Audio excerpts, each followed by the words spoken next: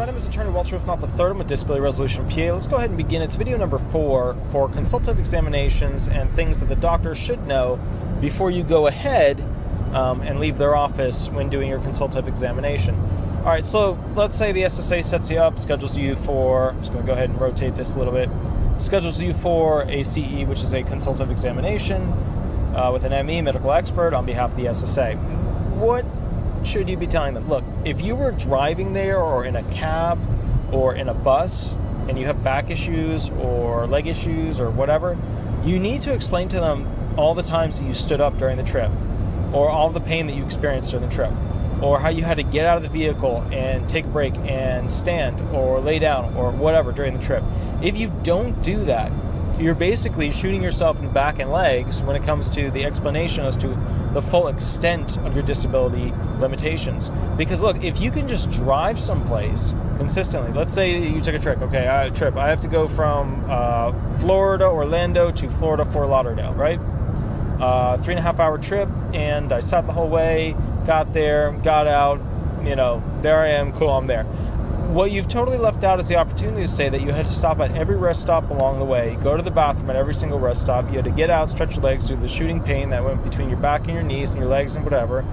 You're missing the opportunity to explain residual functional capacity limitations, which would affect your vocational expert portion of your hearing, which is like where they give you potential jobs that you could do due to a hypothetical question asked by a judge.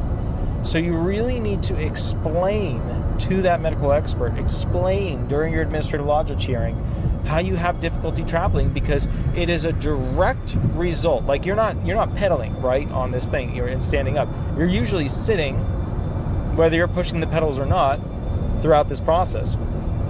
And what that amounts to is essentially, sorry, my brain just went to a hearing I had like a couple of days ago, and I was like, oh, did I do this thing? I was like, oh yeah, okay, I did it.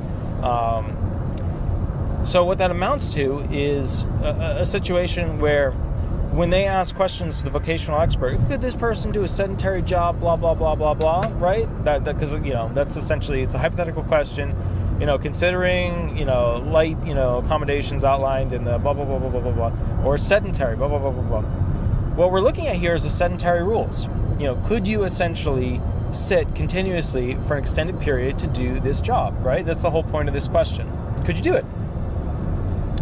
If you could not travel that distance well, then you could not also very likely sit for an extended period to do a job. If you can't sit consistently, then you are off task, right? If you're going to the bathroom, you're stretching your legs, you're laying down or whatever, then you're off task, okay? So, you're probably starting to see how it all kind of comes together. Summary is this: if you can travel long distances without having issues, and you have leg, knee, back issues, then it shows that you could do a sedentary-based job. Sedentary means a sitting job, all right? If you can do a sitting job, you can do it 8 hours a day, 5 days a week, then that means you are not disabled, all right?